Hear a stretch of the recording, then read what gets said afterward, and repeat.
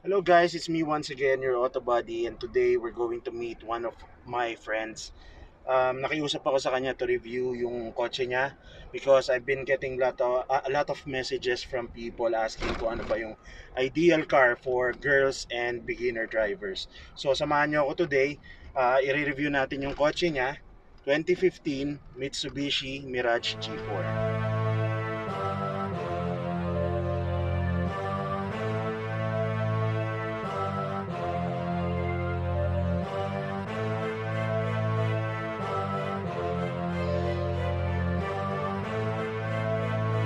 Feeling ko siya na to. Ito na nga.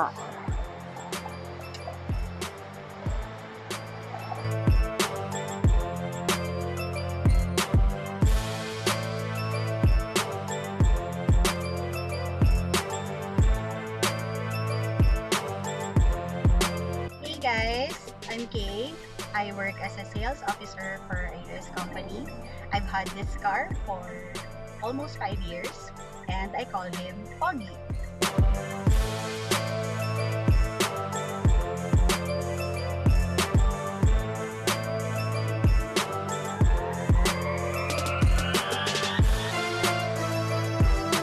Okay, so kasama natin ngayon si Madam K. Nakita niyo naman kung gaano ka-girly si Madam.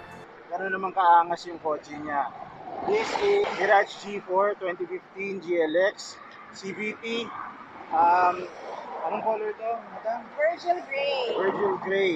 So kitang-kita niyo naman, 5 years na yung sasakyan pero alagang-alaga. So Madam, thank you sa pagsama mo sa amin ngayon. May appreciate it. Tinawagan ko si Madam to ask her if I can feature her car kasi alam ko may sasakyan si Madam. And, fortunately, she said yes, bakante naman siya. So, here we are, reviewing yung car niya. So, okay, thank you again. Let's talk about your car, no? How long have you had this again? Uh, I've had this since 2015. 2015. So, almost 5 years na siya ngayon, no? 5 years. By 2021, 5 years na siya ng January. Nice, nice. Maganda pa rin ang tindig niya. Alagang-alaga. So I can see, kita mo naman yung pintura niya. Talagang makinis pa rin. But I have to ask you, Kay, before you bought this car, ano-ano yung mga pinagpilian mo? Well, since first time car owner talaga ako, I've started to think na bakit brand new car agad. So honestly, I look for second-hand cars. Second-hand cars talaga muna kasi nga baka mabangga ko lang, di ba? So sayang kung brand new. But then, after that, naisip ko na wala din naman ako masyadong alam sa car. So, ang hirap ng second hand. Baka lumabas pa yung mga kung ano-anong issue. Kaya, I researched. I actually researched kung ano yung mga magagandang sasakyan na affordable and yet fuel economy. So, pero kung titingnan ko, I thought of Vios, I also thought of Honda Jazz, and pero na-inlove ako nung nakita ko yung Mirage. So why not the hatchback? Why did you go for the sedan type? Since then, ayoko talaga ng parang full sedan talaga yung gusto ko. So, ayoko ng hatchback kasi syempre mas maliit yung passenger sa likod, di ba? Yung space for that. And mas maliit din yung cargo space, yung compartment. So, I always go for a full sedan. Kaya, hindi ako fan ng hatchback or mga subcompact na car. Isang maganda sa Philippine market pagdating sa cars is that madami tayong choices when it comes to compact sedans. And isa na nga dito yung Mirage G4. But I have to ask you, Kay, once again, bakit Mirage G4 yung solid choice para sa'yo? As I've mentioned kanina, medyo more on the affordability ako and great fuel economy with the CVT.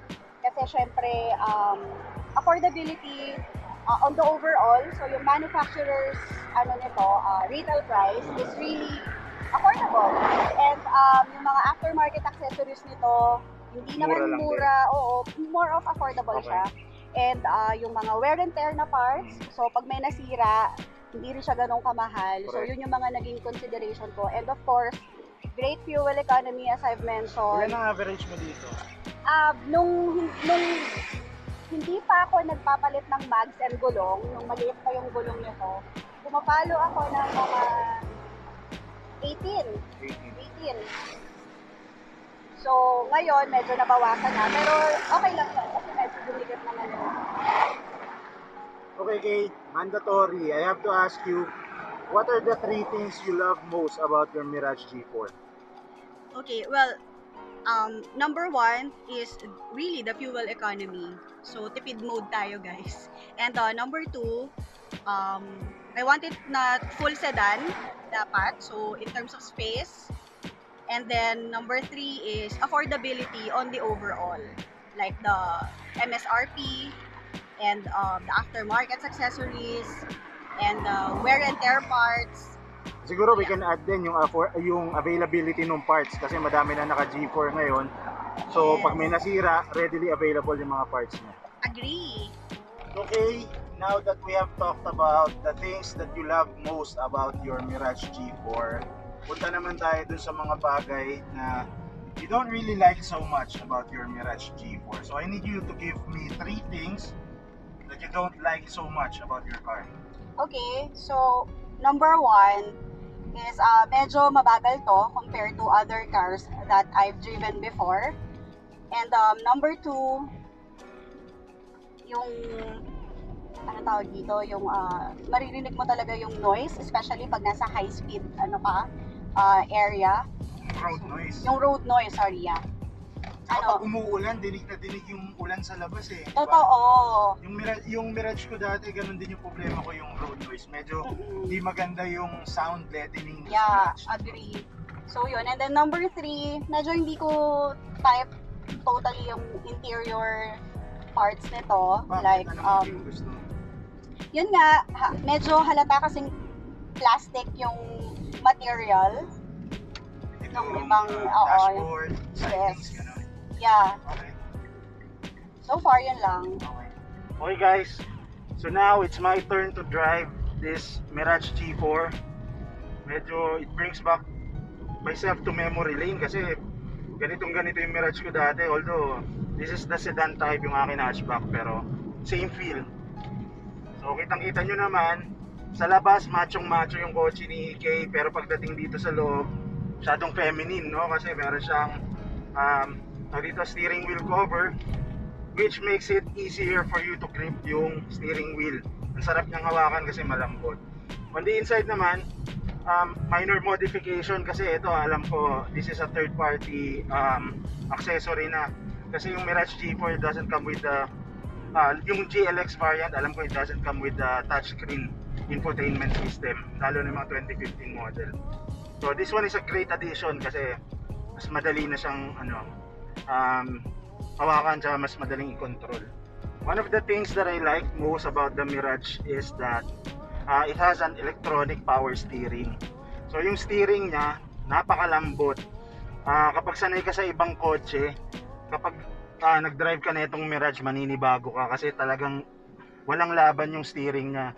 Kahit isang daliri, or yun nga, perfect for lady drivers kasi hindi sila mahihirapan mag-shift papuntang left or papuntang right anytime kasi napakalambot ng steering.